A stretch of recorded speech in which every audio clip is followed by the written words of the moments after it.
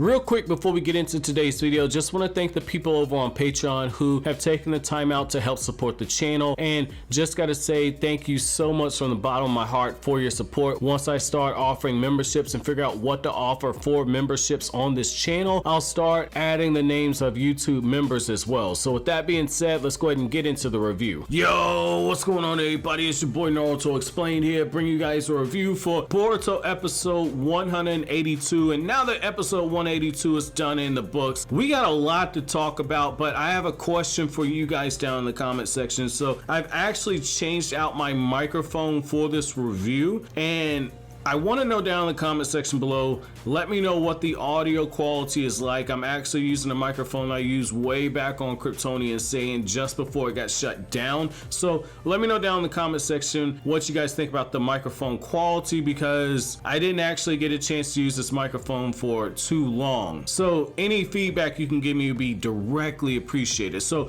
with that being said, let's move further into the review. So I gotta say, hands down, this episode, there are so many small moments where manga readers, if you're watching the anime episode, you exactly know what they're setting up. Like, this was very good. Like, they're setting up stuff in this episode that does not get confirmed until chapter 46 or 47 of the Boruto manga. They're setting up stuff that at the earliest does not get paid off until around chapter 24 to 26, somewhere in that chapter range. And to give you guys an idea of where the anime currently is in terms of adapting stuff in the manga, we are currently at chapter 17. So I thought that was nice right there, man. I thought that was nice to set up both the short-term stuff that happens later on in this arc, as well as the long-term for stuff that happens after the fact. Like, I think probably my favorite small moment that was in this episode was when Jigen is talking and he says like a motto, I think that somebody was trying to play me. I think that there's actually another rat inside our organization. And the one thing that I'm a little disappointed in the anime is that we've not actually seen Amato smoke. Amato is a heavy smoker. We've seen him drinking a lot of tea, and once we get to certain scenes, it's gonna be very interesting to see if they allow this man to have a cigarette, because he's gonna need a cigarette. You know, drinking some tea is not actually gonna be a good way to actually pay that off. But you know, I gotta say though, man, I like how, you know, they're showing how Jigen is more perceptive than anybody ever realized. And I like how, as a manga reader, when you watch the anime episodes, you see the personality that we didn't actually get introduced to in the manga format until we were well in the mid 40s of the Boruto manga, if I'm not mistaken. So I like how the anime, just upon Jigen just getting introduced into the story, we're seeing layers to the character, and we're seeing little small things. And I think that they can do with Jigen what they did with the character of Victor, which is add more layers to the actual character through his interactions with other characters.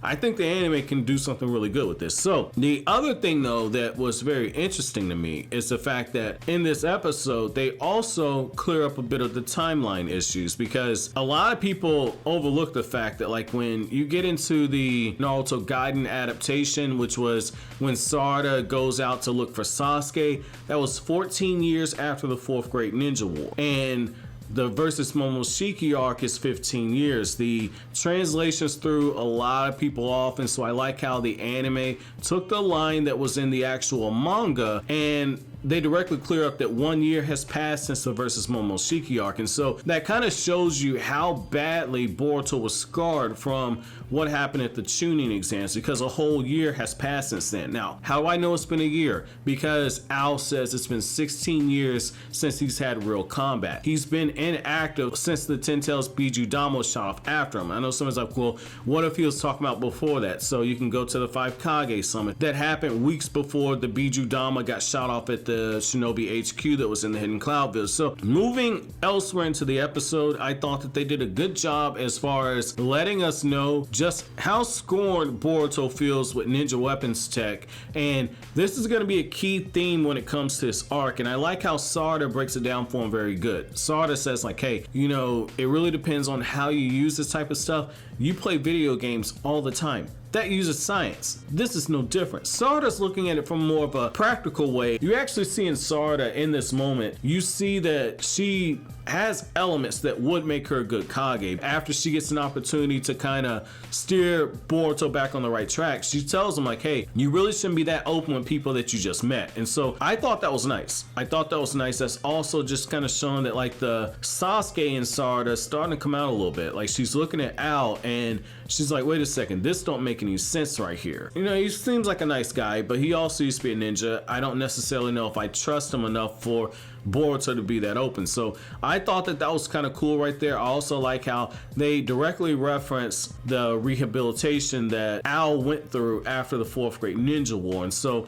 I thought that that was, again, very good. That kind of ties back to, I believe it was Boruto episode 179 or 78 when you had the whole honoring of the people that died during the 4th Great Ninja War and Ao shows up. Now we find out what the alternative was for him actually showing up there, which is he went to the Hidden Leaf Village to actually kill Katasuke. And so I thought that that was cool, and I like how when Kashin Koji is talking to him, and the thing that Kashin Koji tells Ao when he talks to him is like, hey, you know, you did a really good job, you impressed me, you know, you pretended to be grass, so I'm assuming that that's one of the assistants that were helping Katasuke or one of the people that were inside of the lab working with Katasuke. I don't recall a character of that name, but I do recall the fact that if you go back to the Versus Momoshiki arc, there was a figure that appeared behind Katasuke, and that should be the moment when he was put under a genjutsu and brainwashed. And so I like how they reveal the fact that it was Ao, and that kind of goes back to one of the things I told you guys going into the car actuation arc, which is once we get into this stuff here,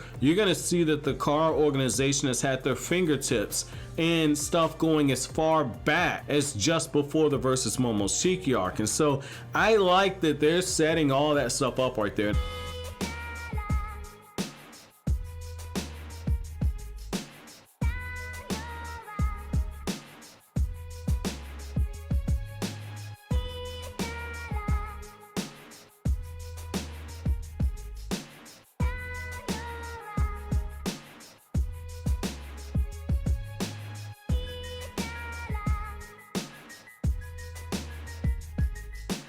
And so I like how he snaps back into character. You see how some of the older shinobi ways in him start coming out, where he says like, oh wow, you guys went to the Hidden Mist Village and you were on a field trip. My, that village has changed so much. That is so much shade right there. I'm in love with the salty version of Ao right there. That's really good. And I like how, you know, Ao has this nostalgic look on his face when he says a field trip. It's nostalgic, but it's also like, you know, like you tell somebody something and they want to say something smart so bad. Like the way his eyes lit up when he said that. I love them little small details they do in the anime right here. That's very nice right there. I thought that that was kind of cool, and I like how Ao is kind of lecturing them, which again, that's in character for him. And when you actually see what happens with Ao at the end of this arc, you're gonna go back to this episode, especially if you're somebody that watched the Naruto Shippuden anime. You're gonna go back to this and you're gonna say, okay,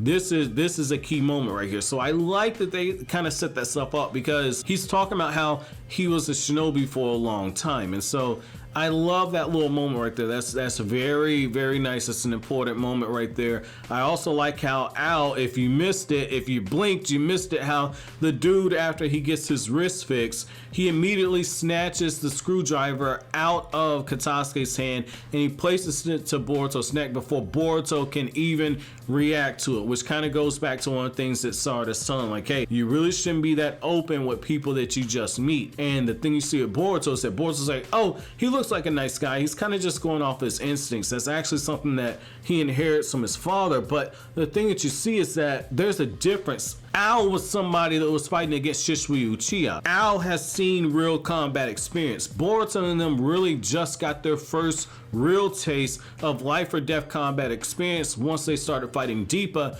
but they're still too green. And you see it in this moment where Boruto essentially has somebody that gets the drop on him. So I like that right there, how you see how Ao might not necessarily be the strongest ninja in the world, but Al still has that skill, and he looks for that one opportunity to turn the tide in battle. Even the strongest person can be taken down if they let their guard down. People that read the Boruto manga right now can tell you. And so I like that they kind of just slip all those little small things from the manga in there. And one thing I will say is that for Boruto, for his character arc in this Owl arc, or this Vessel arc as it's officially called, is the fact that we're going to see an evolution with Boruto when it comes to scientific ninja weapon tech. And so you're going to see Boruto's character evolve on this stance as he gets new information. I think that that's a testament to the actual character right there. Next week's episode is going to be very important. Yes, you're going to have Boruto versus Sarada happen in that episode, but you're going to get very key information that is going to begin changing Boruto's harsh stance on scientific ninja weapon tech. So that's actually going to be a critical episode right there. Again, the highlight of the episode for a lot of you guys is going to be Boruto and Mitsuki versus Sarada. But I will say this much though, there are some very interesting moments that happen with Samiri when she shows up, and there's a very interesting moment that happens with that scientist that you see that has the dog. Those are going to be moments that are directly going to weigh on Boruto, and this next episode is going to be more of a redemption episode for Katasuke, or the starting of the redemption for the character. Now, when it comes to what happened earlier on in the episode, I want to save this for last, because what happened early on in the episode with Konohamaru and Mujino is probably some of the most important stuff that you're actually going to see, because when they open up with that right there is stuff that does not get confirmed until we get to the mid-30s in the Boruto manga. And so the fact that the anime is kind of showing you all this and taking time to show extra scenes, this opening sequence where you see Konohamaru and he's downloading the information off of the airship, and then you also see Mujino getting stabbed, and he's like, wait, I recognize you from Victor's lab, and then those scientific ninja weapon tech robots show up. That's all stuff that is going to come into play later on. With the robots, obviously you can expect those to show up later, because like Konohamaru says, reinforcements are probably coming. And when it comes to those ninja weapon tech robots, more than likely you're gonna see them pop back up. Again, manga readers know what I'm referring to, but I like how even Kashin Koji is telling Al, like, hey, Konoha's already gotten involved, I need you to go clean up the situation. So Al's about to go on the hunt.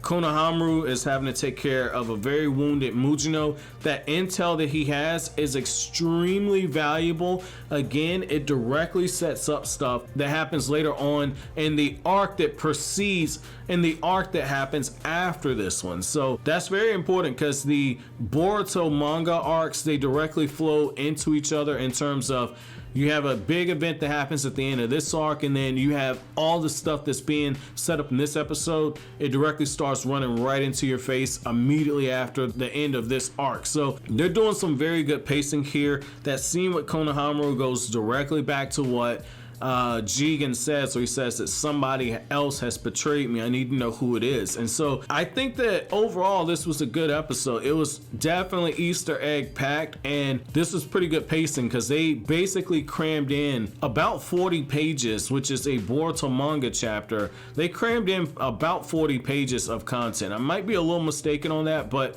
I want to say they crammed in the entirety of chapter 17. So my chapter question to you guys, we're gonna keep this one simple. My chapter question to you guys is, number one, when it comes to scientific ninja weapon tech, what side of the debate are you on? Do you think that ninja weapon tech has its place in the ninja world, or do you agree with Boruto that the only thing a shinobi needs is guts and determination? And my second question to you guys is, based on everything that you've seen so far from the Car organization and this brief time that we've been introduced to them, how do you like the Car organization, and do you still think that they're an Akatsuki ripoff?